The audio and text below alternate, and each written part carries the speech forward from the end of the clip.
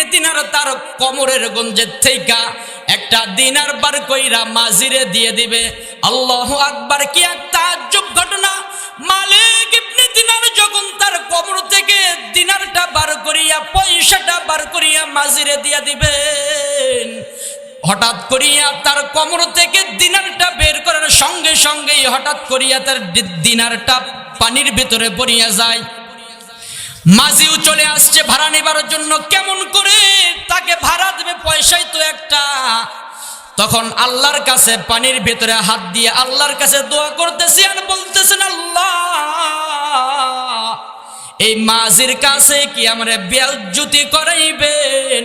এই মাঝির কাছে কি আমারে অপমানিত করাইবেন? আল্লাহ, মেহেরবানি করিয়া, দয়া করিয়া আমার যে পয়সা পানির ভিতরে পড়ে গিয়েছে, এই পানির ভিতর থেকে আমার পয়সাটা আমাকে দিয়ে দেন। সম্ভব? নদীর ভিতরে যদি কিছু পইরা যায়, যদি হাজার কান্নাকাটি করতে করতে কলিজা ফাইটা ফেলে কেউ দেয়, আর পয়সা পাবে? শুধু পয়সাই কেন, যে কিছুই পড়ুক না কেন, যদি ভাসমান না হয়, যদি ডুবন্ত কোনো জিনিস হয়, পাবে? আর পাবে না। কিন্তু আল্লাহর ওলি যারা ছিলেন তাদের হালত কেমন ছিল?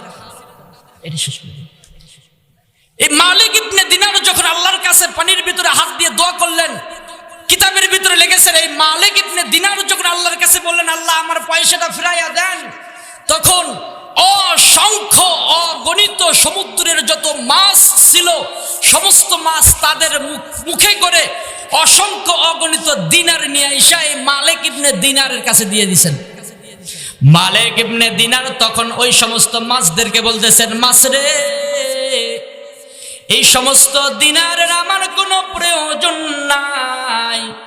আমার যে দিনারটা পড়িয়া গেছে, ওই দিনারটা আমারে দিয়ে দাও।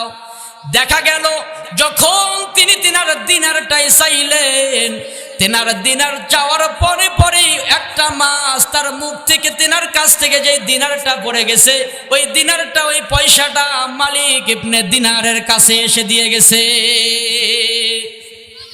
কিরকম আল্লাহর ওলি ছিল তেনারা? কিরকম আল্লাহর ওলি ছিল!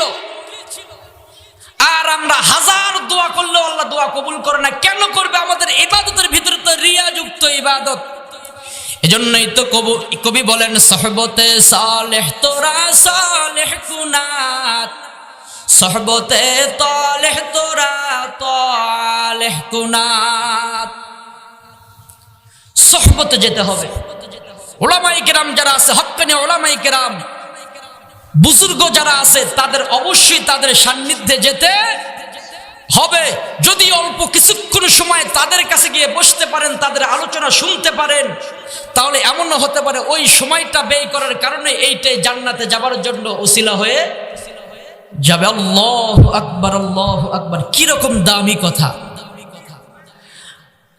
সেই উদ্দেশ্য নিয়ে আজকে জামিয়া রহমানিয়া মাদ্রাসা ও লিল্লাহ বোর্ডিং এর উদ্যোগে এই আজিমুশান ওয়াজ মাহফিলের আয়োজন করেছে।